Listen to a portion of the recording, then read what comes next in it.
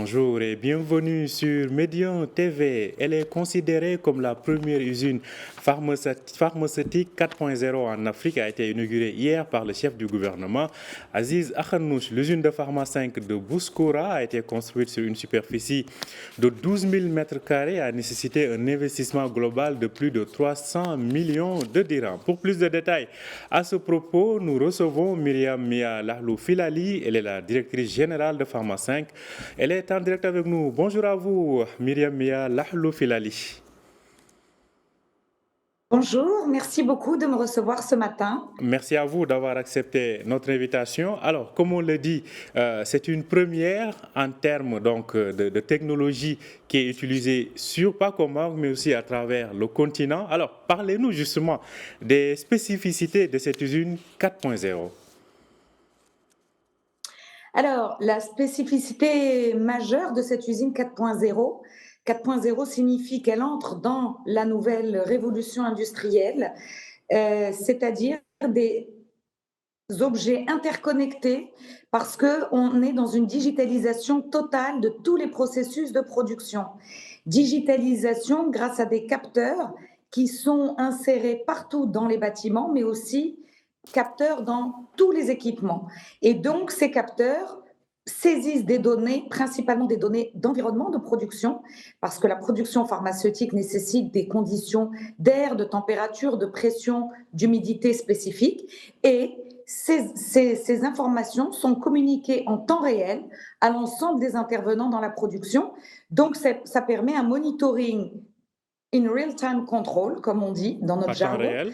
et ça permet d'assurer la data integrity au service d'exigences qualité accrues. Ça, c'est d'un côté. De l'autre côté, parce que nous avons des équipements qui sont ultra performants, en plus de ça, la digitalisation va permettre d'agir en amont pour anticiper des opérations de maintenance et donc éviter des arrêts machines. Donc, on accroisse les exigences qualité d'une part grâce à la traçabilité parfaite, data integrity.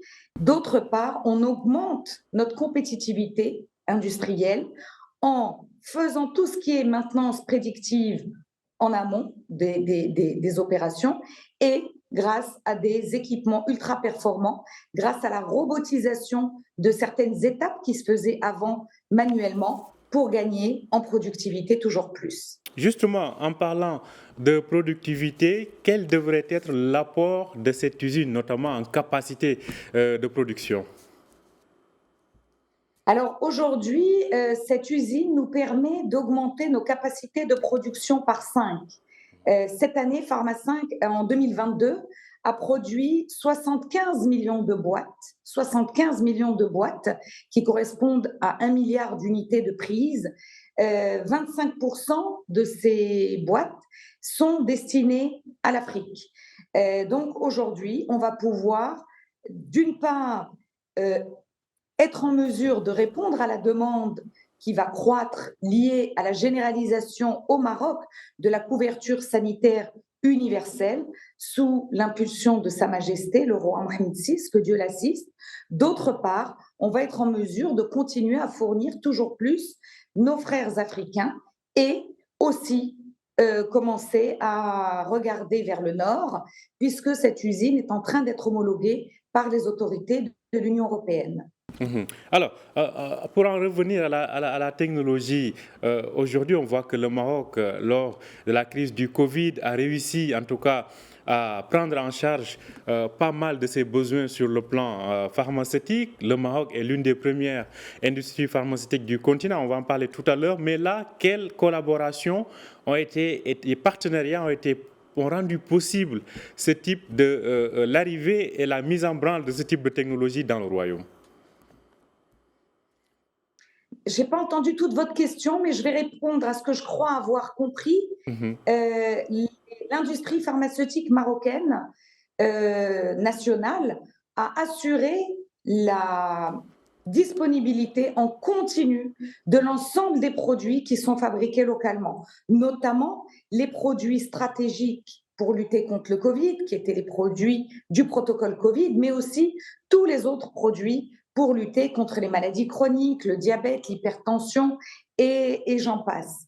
La fabrication locale est la seule souveraine, la seule garante, pardon, de la souveraineté sanitaire d'un pays. Aujourd'hui, vous avez encore des ruptures sur des produits stratégiques comme les antibiotiques, comme les corticoïdes, en Europe et pas très loin, en France. Aujourd'hui encore, nous ne connaissons pas ce type de rupture parce que nous avons une fabrication locale qui va se sourcer en ingrédients dans les différents endroits. Aujourd'hui, vous avez l'Amérique du Sud, vous avez évidemment l'Asie, l'Inde, la Chine, certains pays encore de l'Union européenne qui fournissent certains des ingrédients pharmaceutiques. Et derrière, fabriquer localement pour assurer la disponibilité pour les patients. Alors, Et pendant la pandémie, Mhm. nous avons assuré cette disponibilité, l'ensemble des industriels pharmaceutiques marocains, nous avons assuré cette disponibilité pour nos concitoyens marocains, mais aussi pour nos frères africains. Nous n'avons jamais cessé de les fournir en médicaments essentiels et de respecter nos engagements. Alors, justement, on a vu qu'après le Covid, un partenariat signé avec la Chine permet aujourd'hui au Maroc de produire, permettra bientôt au Maroc de produire des vaccins, non seulement contre le Covid, mais aussi contre plusieurs autres maladies. En termes de technologie, dans le cas de Pharma 5, quel type de partenariats ont rendu possible la mise en branle de cette technologie 4.0 ici au Maroc dans le domaine pharmaceutique? Je n'ai malheureusement pas entendu la deuxième partie de la question. Je vais répéter la question. Je vais répéter la question. Je disais que quel type de partenariats technologiques ont permis à Pharma 5 aujourd'hui de pouvoir mettre en branle cette technologie 4.0? Désolée, je n'ai absolument rien entendu. Ça coupe. Alors, il me semble qu'on a quelques petits soucis de communication. Est-ce que vous m'entendez, Madame Myriam Mia Lahlou? Oui, là, je vous entends. Très bien. Je disais que quel type de partenariats ont facilité la mise en branle de cette technologie au Maroc via Pharma 5? Désolée, je n'ai entendu que Pharma 5. Donc, on va essayer d'avancer. Alors, vous avez parlé des vaccins. Je vous ai entendu parler des vaccins, c'est ça au départ? Alors, En effet, le Maroc s'apprête à lancer une plateforme de vaccins exceptionnelle, incroyable. Et oui, le Maroc a aujourd'hui les capacités industrielles, mais l'expertise aussi humaine pour fabriquer toutes sortes de médicaments, y compris des vaccins. Alors, parlons à présent. Puisque le Maroc maîtrise la technologie de l'injectable, qui est une technologie qui est la technologie la plus complexe et qui est la technologie qui ressemble à celle du vaccin. Alors, parlons de la politique africaine. J'ai répondu à votre question? Je pense, oui, on va essayer d'avancer. Peut-être qu'il y a quelques problèmes de communication, mais si vous m'entendez, on peut continuer. Parlons notamment de la présence de l'industrie pharmaceutique marocaine sur le continent. Comme je le disais tout à l'heure, le Maroc est l'un des premiers pays africains qui ont une certaine souveraineté sur le plan pharmaceutique. Comment aujourd'hui s'articule sa présence à travers le continent? Je n'ai pas saisi toute la question, mais je vais répondre. J'ai entendu le mot souveraineté. Votre question, est-ce bien en quoi l'industrie pharmaceutique assure la souveraineté du continent? Effectivement, contribue à assurer cette souveraineté. C'était ça la question? Oui, allez-y, bien sûr. Alors, je sens qu'on a quelques soucis de communication avec Madame Lahlou. Est-ce que vous m'entendez, Madame Lahlou? Je n'entends rien du tout de ce que vous me dites. Je suis vraiment navrée. Alors, ça va se régler. Hein. Nos équipes techniques vont essayer de faire le nécessaire pour régler cela. Mais j'espère que là, vous m'entendez. Je disais, quelle est la contribution de l'industrie pharmaceutique marocaine dans, bien évidemment, la réalisation de la souveraineté pharmaceutique en Afrique? Sur la souveraineté pharmaceutique en Afrique, ce que je peux dire aujourd'hui, c'est que le tissu industriel dont bénéficie le Maroc. On a un tissu industriel pharmaceutique qui a plus de 60 ans et qui est capable aujourd'hui, qui sait fabriquer toutes sortes de médicaments, des formes les plus simples aux formes les plus complexes que sont les injectables stériles. Aujourd'hui, nous avons la technologie, nous avons les capacités de production, nous avons l'humain, l'expertise humaine de plus de 60 ans, un niveau de qualité reconnu du médicament marocain. Le Made in Morocco au Maroc est aux certifications internationales les plus strictes, SFDA, GCC, certification de l'Union européenne. Et aujourd'hui, c'est cette production nationale qui permet de contribuer à la souveraineté continentale en matière d'accès aux médicaments. L'accès aux médicaments, c'est non seulement l'accès en termes de quantité, quand vous avez besoin d'un traitement, d'y avoir accès en termes de quantité, mais c'est aussi la notion de souveraineté thérapeutique. Souveraineté thérapeutique, c'est choisir avec quoi on va soigner des patients. L'exemple de l'hépatite C, je reviens sur cet exemple, est un exemple très parlant. Au moment où les traitements de dernière génération sont sortis dans tous les pays riches, ces traitements-là n'étaient pas disponibles au Maroc, n'étaient pas disponibles sur le continent africain. Et il aurait fallu que les Marocains, que les Africains continuent de se soigner avec des traitements beaucoup plus lourds à supporter et beaucoup moins efficaces.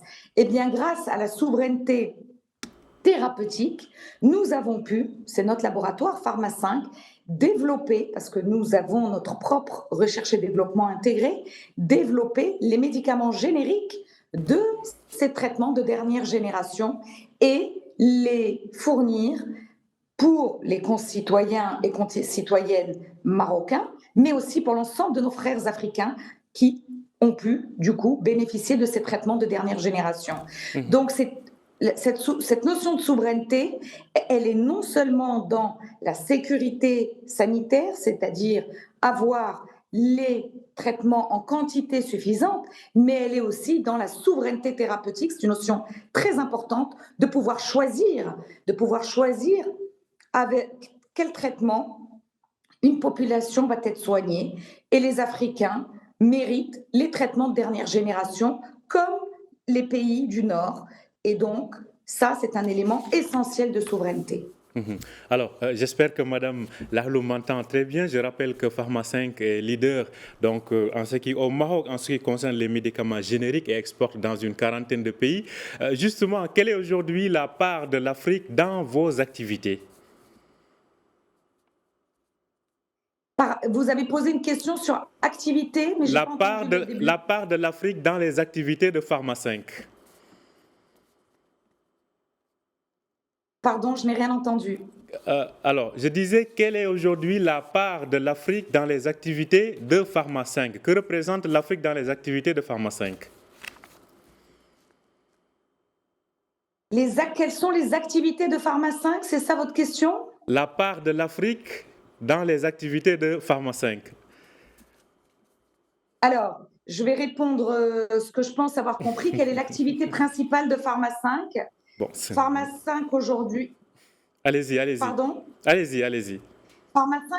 Pharma 5 aujourd'hui est un leader du médicament générique. Notre activité, elle est centrée uniquement sur le médicament générique. Notre mission, c'est de rendre tous les médicaments accessibles à tous, accessibles en termes de prix, accessibles en termes de volume. Et donc, depuis plus de 40 ans, nous proposons aujourd'hui plus de 400 références. Nous couvrons toutes les aires thérapeutiques, de la gastro, avec les médicaments comme l'hépatite, les grands enjeux de santé publique, la tuberculose. Nous sommes en pleine semaine de la tuberculose, donc les antituberculeux, sur lesquels nous avons des brevets d'ailleurs, au Maroc, en Afrique et en Europe, les produits, tout ce qui est antibiothérapie, et sur tout type de forme galénique, du comprimé à l'injectable, en passant par la gélule, le sirop, toutes les formes galéniques. Nous, notre mission, c'est grâce à l'intégration verticale que nous avons de la chaîne de valeur, nous intégrons toutes les étapes de la recherche et développement, et ça c'est très important. Nous sommes capables de mettre au point n'importe quel produit dont nous maîtrisons la technologie. Donc, notre propre recherche et développement, le produit nous appartient à 100%. Nous le produisons, nous faisons nos contrôles qualité et nous distribuons ensuite au Maroc et dans le continent africain. Et aujourd'hui, Pharma 5 est le premier fournisseur des hôpitaux marocains, le premier génériqueur, donc on est aujourd'hui leader du médicament générique au Maroc, et à l'export aussi, et particulièrement en Afrique, où Pharma 5 s'est hissé au 7e rang en 2022 sur plus de 1200 laboratoires. Et ça, c'est grâce à 2 éléments phares, notre compétitivité prix et notre compétitivité qualité. Le médicament Made in Morocco est un médicament aux normes internationales de qualité les plus strictes. En tout cas, vous avez répondu à ma question sans même l'avoir bien entendu. Merci à vous, donc Myriam Mia Lahlou Filali. Je rappelle que vous êtes la directrice générale de Pharma 5 qui vient d'inaugurer donc une nouvelle usine 4.0, la première en son genre en Afrique. En tout cas, merci d'avoir accepté notre invitation et désolé pour ces petits problèmes de communication. Je n'ai rien entendu. Elle ne m'entend pas. Voilà, ça arrive des fois, mais l'essentiel, votre message est très bien passé. Il a été très bien compris et reste pertinent. Merci à vous aussi de nous avoir suivis. Je rappelle que vous pouvez retrouver cette interview sur notre site www.medianews.com. Bonne journée, bonne suite de programme sur Median TV.